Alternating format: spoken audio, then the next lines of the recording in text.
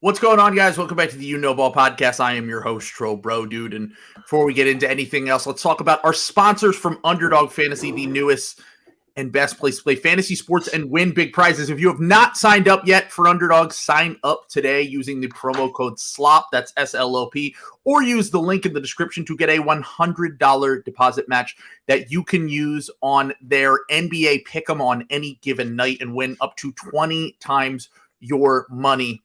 You have to go higher or lower on your favorite player stats, and you can win money on any given night in the NBA. And we only have about 2 months left in the NBA season, a little bit under that even. So I will be streaming on playback way more often. So for those nights, like for example, I'm going live tomorrow for the Sixers Grizzlies. I'm also going to be doing Sixers Celtics. Basically, almost every Sixers game from here on out, I will be streaming. Also might do Kevin Durant's return on Sunday as he plays, or sorry, not Sunday, next week.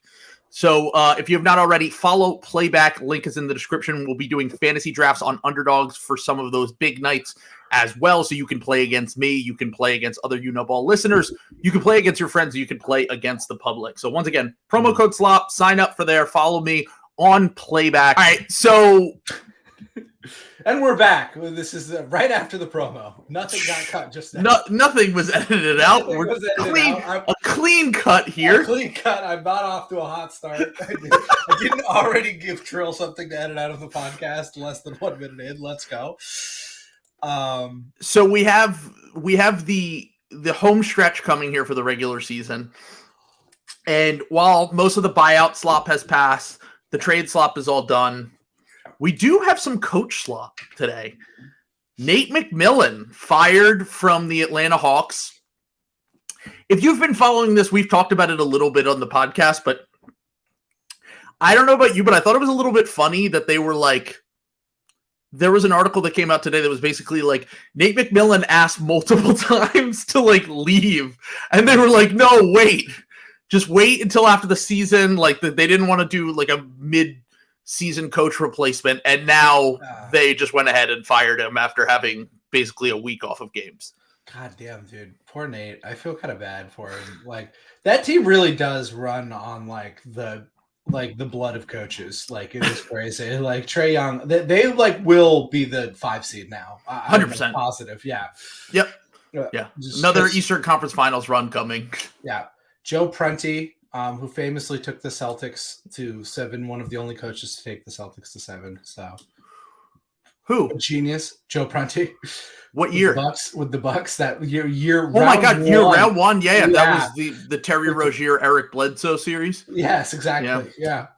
Very close series. Yeah, and then the next series didn't happen because this is a Sixers podcast. Yeah, no, They went right to the conference finals. Nothing exactly. Happened in between. Yep. Yeah. No. Definitely didn't happen. We definitely didn't, fucking have to start TJ McConnell in game 4 in some really desperate act of trying to save the embarrassment of the series or anything like that. Yeah. Also, Marcus Smart traveled, by the way, on the last one.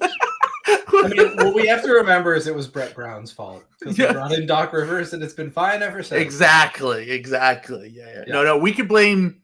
I'll blame Ben Simmons and Robert Covington for that series. Yeah, there we go. It's a convenient excuse. They're not on the team anymore either, so we can blame them. But so Nate, God, I didn't even realize that he was the interim head coach. So he's back to being an interim head coach. Joe Prunty. So the Hawks obviously, as you said, run on the blood of coaches. I don't really know what to make of this. Like I kind of look at it more interesting in the long term as opposed to the short term. Yeah. What I did find weird is that it sounded like they said they're basically going to do a head coach search immediately, which for in-season stuff is pretty rare. It's usually interim coach till the end of the season. Then, you can kind of see where you are as a team and then hire someone. I know who you're thinking of, aren't you? I was going to say, there is a guy who is available, who recently became available, who has a history of turning a team around mid-season. So a recent history, a very recent one, as some would say, in the last calendar year. Yeah. It was like literally this time last year. Now, is there anything else going on with him? Who's to say? But Hawks ownership has not had a problem with those kind of things in the past. Yes, I guess that's true. So, yeah, congratulations to Ime. I mean, yeah, I mean, what other landing spot? That's actually like not if that his hard ass style might actually like work for the Hawks. To be honest, like just speaking purely from a basketball perspective, that would probably be like not a bad choice, like maybe the fact that we still don't know what happened there makes me think like just from a probably just like a moral standpoint, we probably just shouldn't have him coach anywhere until more information. If information ever does come around, but it does sound like some kind of weird stuff happened there. But from a basketball standpoint, they did say in the release basically to Woj, they were like, I don't know if you saw the tweet, but it was like they're looking for someone who will develop young players, instill accountability, and lead the team to a top 10 offense and defense. I was like, oh, that's it? Oh, yeah, that last one's easy money. Woo! All three of those things when... like, those are the pillars of pretty much any great coach. Yeah, I was going to say, that's like literally two guys who don't have a job right now. And like Quinn Snyder and eBay. Yeah. And Quinn Snyder was their number one target. Right. And I don't know, like, is that a good idea to bring Quinn Snyder and some of his rumored habits into Atlanta? Like, I don't know. I mean, who's to say? I mean, I'm just saying, like, he would love the club scene. Let me just say that. Quinn getting to practice. Getting to practice at 5 a.m. And it's like, wow, coach, you're here early. And he's like, oh, yeah, shit. Absolutely. I'm ready. Ready to start. Sorry, I was out late last night. I went on a road trip. I was hanging out with Pat Riley in South Beach. I just took a quick spin down to Miami. Oh, God. What are we talking about? Oh, yeah, pick and roll defense. All right, let's fucking go. Let's go. Boy, is that your girlfriend? Oh, she looks awesome. Anyway, yeah, pick and roll defense. Let's go. Allegedly. This is all alleged. This is all jokes. Everything here is a parody satire. It's not... parody satire, allegedly. There's nothing you can sue us for. Yeah. So Quinn Snyder's the main target. Right. The reason I said I'm more interested in it long term is because the hire will tell me a lot. Like, for example, Kenny Atkinson was also on that list. Yeah. If they hire Kenny Atkinson, then I think it might say something about where the organization is headed with Trae Young and DeJounte Murray and the guys currently on the team, especially some of the older veterans like them too, Capella, Bogdanovich. Whereas if they were to get Quinn Snyder, he's definitely more of a, like, Kenny Atkinson's short track record in Brooklyn was basically scrappy, young, fun team, accountability, player development, right? Yeah. Quinn Snyder has more of a proven track record of getting, he's won coach of the year. Yeah. He's had that top 10 offense and defense in Utah. Now, maybe some of it was built on a Ponzi scheme of, putting all these really good offensive players around Rudy Gobert and, funneling the entire defense to, through him and kind of covering up some of his offensive limitations. But regardless, he's been a very good regular season coach in the NBA. Now, playoff stuff, it's a little bit patchy, but if you're the Hawks, you really only care about getting into the playoffs at this point. And this is kind of the position they were in a few years ago as well. Well, I guess the thing with Quinn Snyder is he has a proven track record of inventing schemes around guys who are one way, like very, because that's the thing. I wouldn't put any of the playoff stuff on Quinn. I mean, what the fuck were you going to do with Rudy Gobert out there? Like that, I was doing jokes before, but I think he's like a very strong head coach. Like, I think he's like one of these like top 10, top 15 guys in the league who like probably should have a job over like some of these other guys in the league, So I like Tom Thibodeau or someone like that. I mean, I guess Tibbs has the Knicks playing pretty well, but I don't know. The guys like that, like the Stan Van Gundy hires, some of that stuff, I think it's, Quinn Snyder's proven that. But I think, I guess what I would say is like, doesn't it seem like it's kind of going that direction like anyway? Like it seems like Travis Schlenk's firing was kind of the, or not fire. He was fired. He was organization. Fired. Yeah, whatever the fuck it was, like.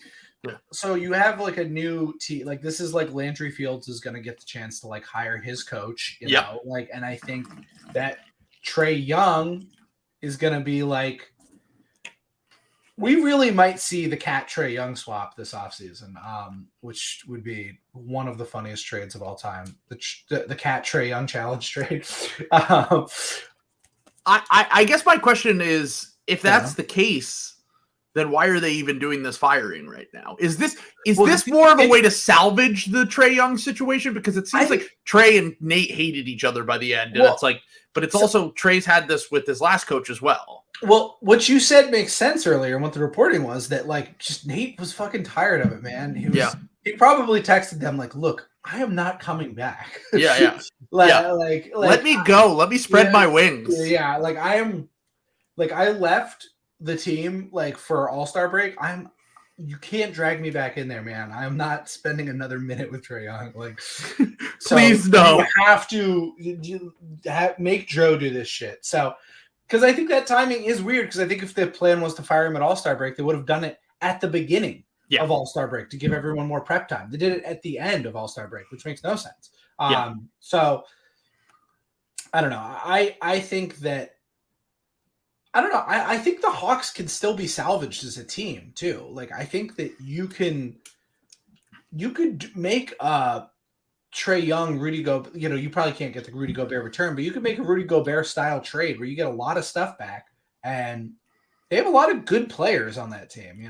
I think Trae Young is a lot of good young players too. Like guys who are still developing. Kongwu, like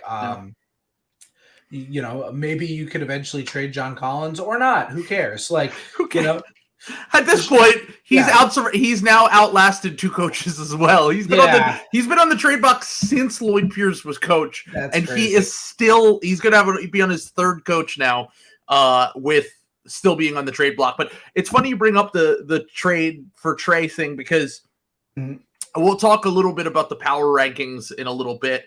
But during the power rankings podcast that Bill Simmons and Ryan Russillo had, Bill's take on this was essentially that he doesn't think the market will be there because there are too many teams that already are solid at the point guard position. Also, he hates Trae Young. Keep that in mind. I was just going to say, I think that's totally part of it. He hates Trae Young. He hates, and also the fact that, like, I think that Russillo brought up a good point, which was basically that, with everything that Kyrie has gone through for the past 5 years, he even still had a team that was willing to give up value for him, to trade for him on an expiring contract. Whereas Trae is locked up on his contract for the next few years. He might make a lot of money, but he has been the best player on a conference finals team, even if in retrospect that looks a little bit fluky. He has been the engine of a top 5 offense. That's the one thing about McMillan here, is that, like, I never liked the DeJounte Trae fit. I thought that the value that they gave up for DeJounte, which was like 2 first-round picks and a swap, was fine value for a player like him. I've never been a DeJounte guy. I didn't like that fit. I didn't really understand why that was the player that they targeted, but I thought the value was fine for what they gave up. Yeah. But the reality is they now are 17th in offense.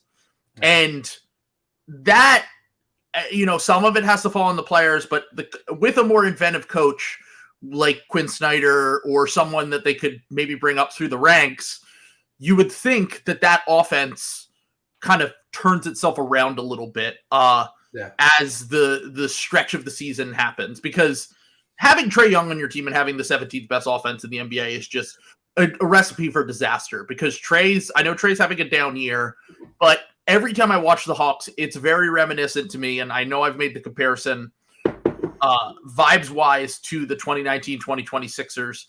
It seems like there's two teams that kind of, just from a Sixers fan perspective, that have this kind of like redundancy at their best position with the point guard, with Trae Young and DeJounte Murray. A lot of it devolves into ISO ball. There's basically only the pick and roll, and when that isn't working, they have really nothing else to fall back on. Maybe a coach that uses more movement, like when they had Kevin Herter and Bogdan Bogdanovic at the peak of their health.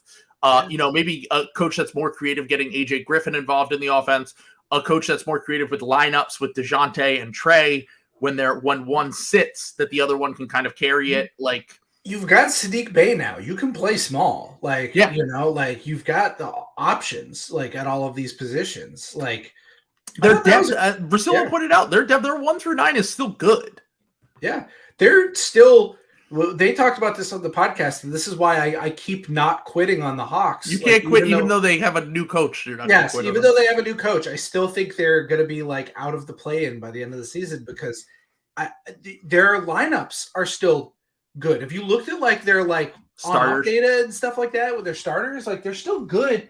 And like Trae Young is going to like come around at like some point, I think, maybe he's just not this bad of a shooter. That's what I'm saying. Like it's gonna happen at some point. Like I don't know. Maybe he really hated Nick McMillan that bad, or Nate McMillan. Like, it's possible. I mean, the fact is he is shooting the lowest since his rookie year from the field, 42%. He's also shooting.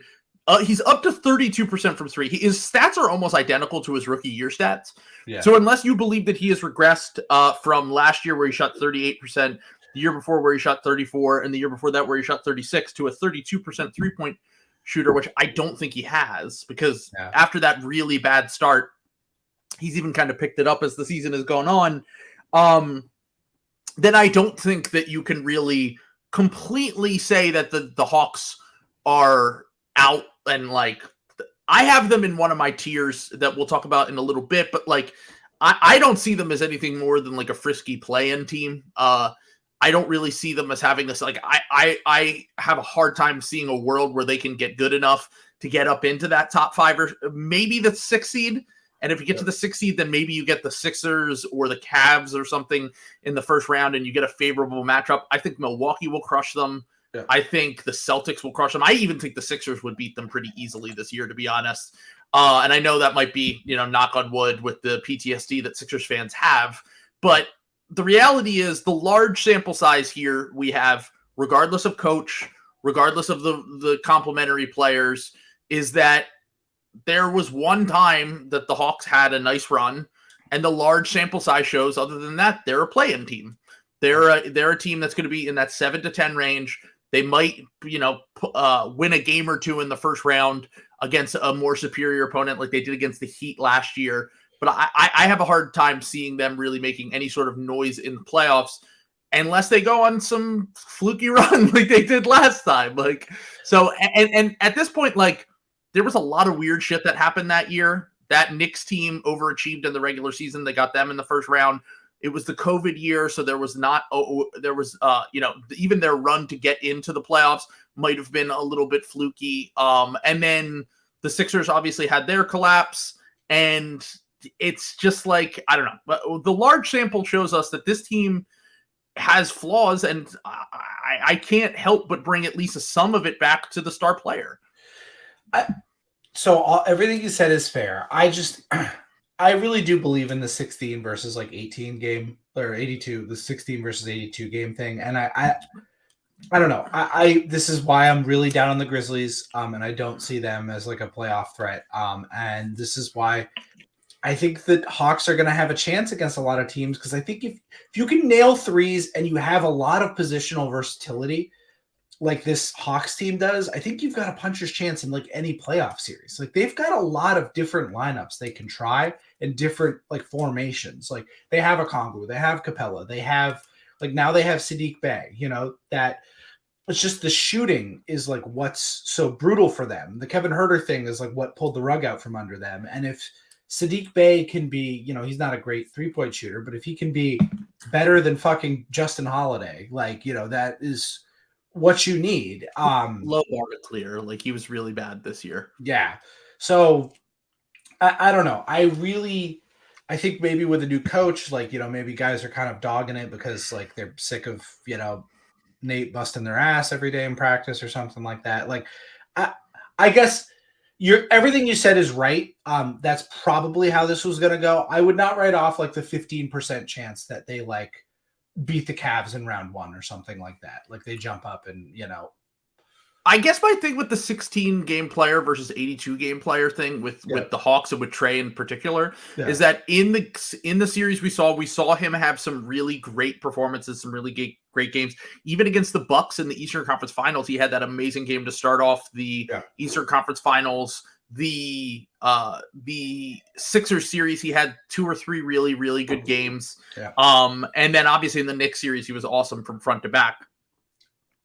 He was really terrible at certain points as well, and I don't really think that gets talked about as much. The Sixers and the Knicks didn't really have anyone who could attack him defensively, but the Bucks did in that series when he was somewhat healthy, and then the Heat really did last year, and the Heat fucking killed him offensively. So I wonder how much of a 16-game player he really is. Now, look, he has the Hooper brain. He has the ability just to go off on any given night and be the best player on the court, even when he's going up against really good teams. But I don't know. I'm a little bit more. I have more questions about how far a Trae Young led team can go in a regular I'm not saying regular season, in a regular season, like in a season that doesn't have a bunch of weird variant stuff, shit, like with the COVID year. So, and look, I like Trae. I think Trae's one of the best offensive players in the NBA still, despite this streak. And I still think that everyone's the pendulum always swings way too far with Trae. Too far, yeah. It swung way too far in the positive direction when they got to the Eastern Conference Finals, and now it's way too far in the negative direction because a lot of teams. I swear, and I think there are a few that we could name, but a lot of teams would be lining up if this led to Trae Young being available this offseason. Yeah, I think they would get something better than the Kyrie package, to be honest. They definitely 100,000,000% would get better. Yeah. There's just no way. I mean, they got 2 good role players and a first-round pick. Trae's bringing you back something that might be more in like a slightly better version of the DeJounte package, just because of the fact that he's already been paid and he's had this down year. If that were the market, I would just keep him if I were the Hawks. I think that I would be trying for more. Look, they're not going to get a KD package, but something in that range is what I would be aiming for. And I think that the few teams I want to talk about is the few things I want to talk about with Trae and like where he could potentially end up. There are 3 teams that immediately came to mind for me. Houston Rockets. Rockets were not even joking. They're literally number 1 for me.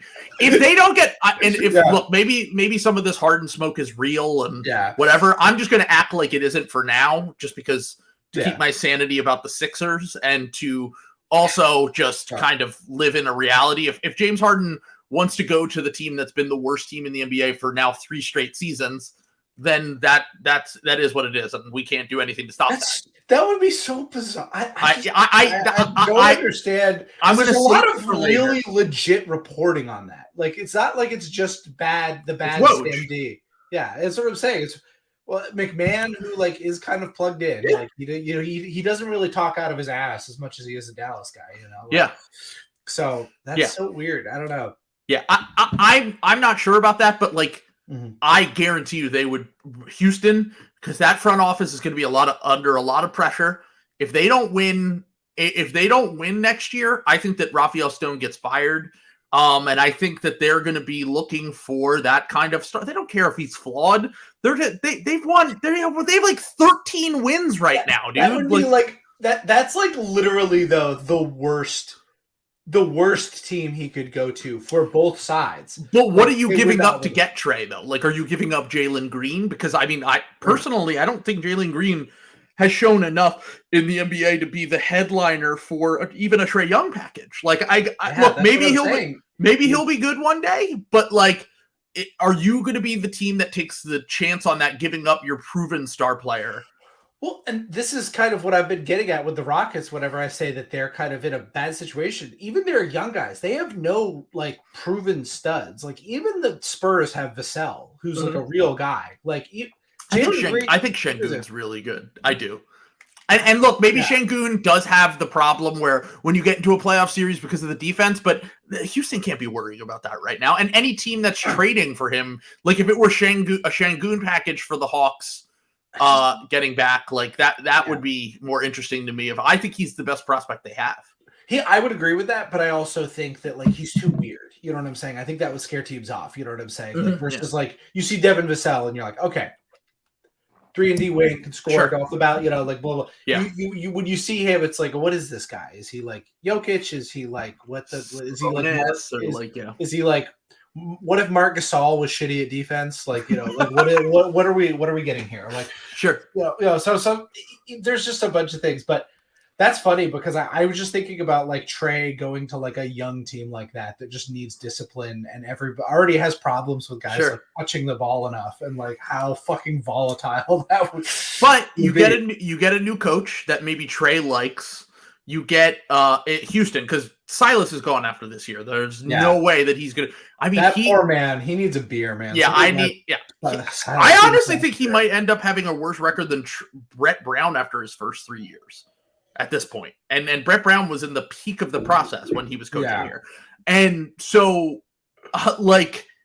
I think that Houston would be interested. I think some teams that were brought up on there were I'm not sure. I don't think Toronto would go this route. I know people have brought up Toronto as a team. Houston, Chicago could be interested. I mean, they don't have a ton of picks, but they definitely are in a position where they have to do something. And they could be in a position where that is where they feel like that. And then the Knicks, like, you know, look, maybe the Knicks are just going to do what they did with Donovan Mitchell and say the price is too high and walk away.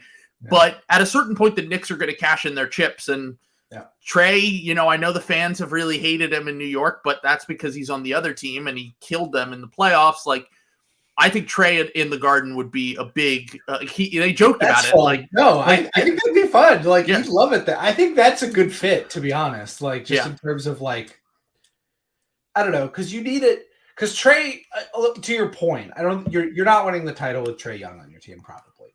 Like, he probably hard caps you out of that discussion. But if you're a team that is just starved for like a playoff series win or something like that, or two. That could be a great guy. I don't know. I think that's a fit, you know, with the Knicks, you know. Now the Brunson thing would be interesting. Brunson, yeah, I was just gonna say that's two like really small guards and like at this point you Brunson was such a home run and has been just as good as Trae this year, which is and you're paying him less money. Like there are things to consider, but like it's easy to say that now, and then it's easy to say in the offseason when you learn what the price is for Trae Young.